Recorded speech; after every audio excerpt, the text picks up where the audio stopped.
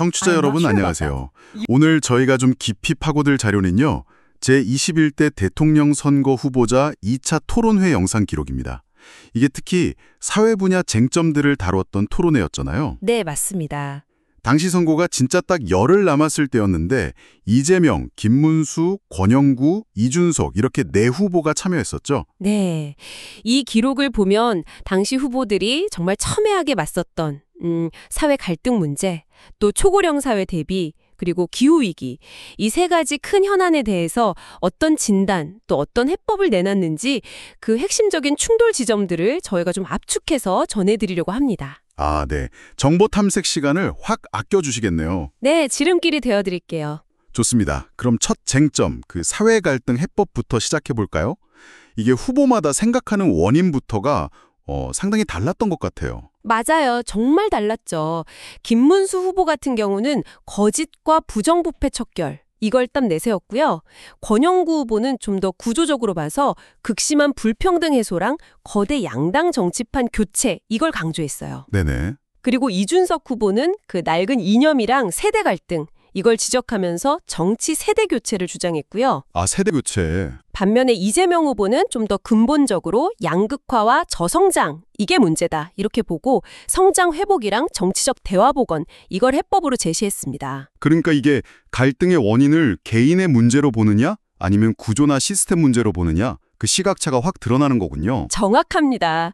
개인의 도덕성 문제냐, 김문수, 구조적 불평등이냐, 권영구, 이재명, 아니면 정치 시스템 자체가 낡았냐, 이준석, 이렇게 딱 갈리는 거죠. 흥미로운데요? 근데 이재명 후보가 정치적 대화 복원을 얘기했는데 정작 토론회 당시에는 서로 막 비방하고 좀 더 격했던 기억이 나거든요. 뭐 윤석열 전 대통령 계엄 시도 의혹이라던가 부정선거 음모론 같은 얘기도 나왔었잖아요. 아, 네, 맞아요. 그게 참 아이러니했는데 통합 방안을 논의하는 자리인데도 불구하고 뭐 후보 개인의 과거사라든지 각종 의혹 제기가 막 나오면서 분위기가 상당히 격앙됐었죠. 그렇죠. 그래서 뭐랄까, 통합 논의 자체가 좀 겉돈다, 이런 인상을 주기도 했어요. 네, 참 어려운 문제인 것 같습니다. 이렇게 사회 통합 얘기를 해봤는데 이게 결국은 또 미래 세대에 대한 책임 문제하고도 연결되잖아요. 그렇습니다. 그런 점에서 자연스럽게 다음 주제인 초고령 사회 대비, 특히 연금이랑 의료개혁 쪽으로 넘어가 보죠. 네, 연금 개혁. 여기선 역시나 세대 간 형평성 문제가 핵심이었어요. 이준석 후보 같은 경우는 최근에 그 여야 연금 합의가 청년들한테 부담을 너무 떠넘긴다, 이런 비판을 하면서 신고연금 분리를 주장했죠. 아, 신구 분리요? 좀 파격적인데요. 네, 그렇죠. 기존 가입자랑 신규 가입자 연금 체계를 아예 다르게 설계하자는 거니까요.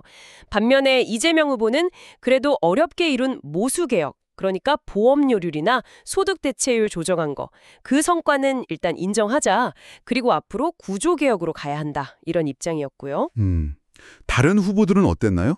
권영구 후보는 기초연금 얘기를 했던 것 같은데. 네, 맞아요. 권영구 후보는 기초연금을 월 70만 원으로 대폭 올리자, 그리고 돌봄은 국가가 책임지자, 이걸 강조했고요. 김문수 후보는 청년 의견을 좀 충분히 반영해서 2차 구조개혁에 착수하겠다, 이렇게 약속했습니다. 다 듣기엔 참 좋은 말들인데 결국은 다 돈 문제잖아요. 재원은 어떻게 마련한다, 이런 구체적인 얘기가 좀 있었나요, 혹시? 바로 그 지점입니다. 그게 또 논쟁적이었죠. 특히 기초연금 인상이나 뭐 간병비 지원 확대, 이런 공약들에 대해서 재원을 어떻게 마련할 거냐, 이걸 두고 좀 공방이 오갔습니다. 아하. 그리고 이제 의료개혁으로 넘어가면 역시나 의대 증원 문제가 가장 뜨거웠죠. 네, 그 문제 정말 시끄러웠죠. 네, 윤석열 정부 추진 방식에 대한 비판도 나왔고요. 이준석, 이재명, 그러면서 공공의료를 강화해야 한다. 권영구, 이재명, 아니다, 현장 중심으로 다시 검토해야 한다. 김문수, 이렇게 방향성에서 좀 뚜렷한 차이를 보였습니다. 와, 정말 복잡한 문제입니다. 자, 그럼 마지막 주제, 기후위기 대응으로 넘어가 볼까요? 특히 에너지 정책에서 후보들 입장이 정말 극명하게 갈렸어요. 핵심은 역시 원자력 발전이었죠. 네, 맞습니다. 딱 원전이었어요. 김문수 후보는 원전을 거의 기후위기 대응의 핵심 동력이다, 이렇게 보고 대폭 확대를 공약했고요. 네. 권영구 후보는 정반대였죠. 핵발전소 없는 대한민국. 이거 내걸었습니다. 완전히 반대네요. 그렇죠.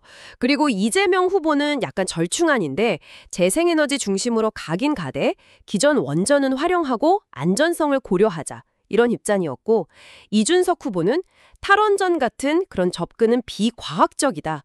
비판하면서 과학과 상식에 기반한 정책을 펴야 한다. 이렇게 강조했죠. 정말 이렇게까지 입장이 다를 수가 있군요.